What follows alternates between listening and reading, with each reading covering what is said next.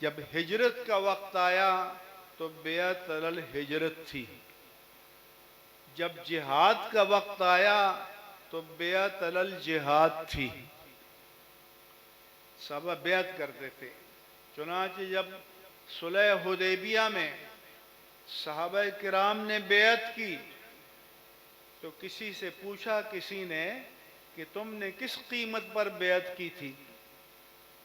یہ جو تم نے سودا کیا تھا تو قیمت کیا پیش کی تھی؟ انہوں نے کہا کہ بایعت علی النفس، میں نے ایمان کے بدلے میں جان کا سودا کیا تھا۔ تو ایمان کی قدر معلوم ہے؟ ایمان کی قدر جانتے ہو؟ پھر ایک وقت آیا کہ اللہ نے اپنے حبیب کریم کو فرمایا یا ایھا النبی اذا جاءک المؤمنات یبایعنک، اے نبی صلی اللہ علیہ وسلم، اگر آپ کے پاس مومنات آ جائیں، مومن بیویاں آ جائیں اور آپ سے بیعت کرنا چاہیں تو اللہ نے فرمایا کہ یہ بیعت ایسے نہیں ہوگی کہ جیسے آپ کسی پیر کی یہاں چلے جائیں اور کچھ نذرانہ پیش کریں تو بیعت ہو گئی۔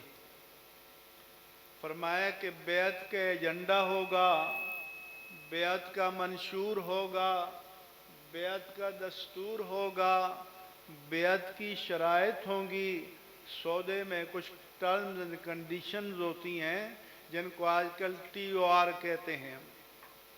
تو اللہ نے فرمایا کہ جب مومنات آئیں اور بیعت کرنا چاہیں تو ایجنڈا پیش کریں کہ اللہ یشرکن باللہ، وہ اللہ کے ساتھ کسی کو شریک نہیں ٹھہرائیں گی، ولا یسرقن، اور چوری نہیں کریں گی، ولا یزنین، اور بدکاری نہیں کریں گی، ولا یقتلن اولادہن، اپنی اولاد کو افلاس کے خوف سے قتل نہیں کریں گی، ولا یأتین ببہتان یفترینہ بین ایدیہن وارجلہن، اور بہتان تراشی نہیں کریں گی، ولا یعصینک فی معروف، اور نیک کاموں میں آپ کی نافرمانی نہیں کریں گی۔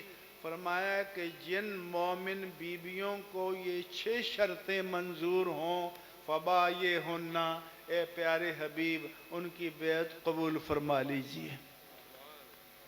آج جو شاہ محمود قریشی، یوسف رضا گیلانی، فیصل صالح حیات ایک دن پگڑی پہن کر اور مریدوں کو جنت چھوڑ آتے ہیں، کیا بیعت یہ ہے؟